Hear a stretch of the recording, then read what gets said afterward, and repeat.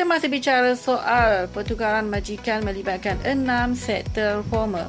So, inilah dia sektor formal. Dan kita ada lagi satu sektor yang kita namakan sektor tidak formal, iaitu pekerja domestik ataupun pembantu rumah asing. Okey? Dalam arti kata, pembantu rumah tak boleh nak tukar majikan lah. Kalau ikutkan dasar pengambilan pekerja asing, ia mesti melibatkan Kementerian Sumber Manusia dan juga Kementerian Dalam Negeri yang mengisukan PAS kepada warga asing. Keadaan sekarang ini, pertukaran majikan ini dibenarkan. Okey, dibolehkan.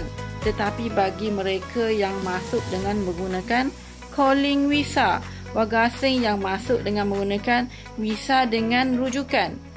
Sebelum ni saya ramai orang tanya, puan boleh tak tukar majikan? Saya cakap tak boleh, sebab rata-ratanya yang bertanya itu datangnya daripada mereka yang mendapatkan permit melalui program RTK.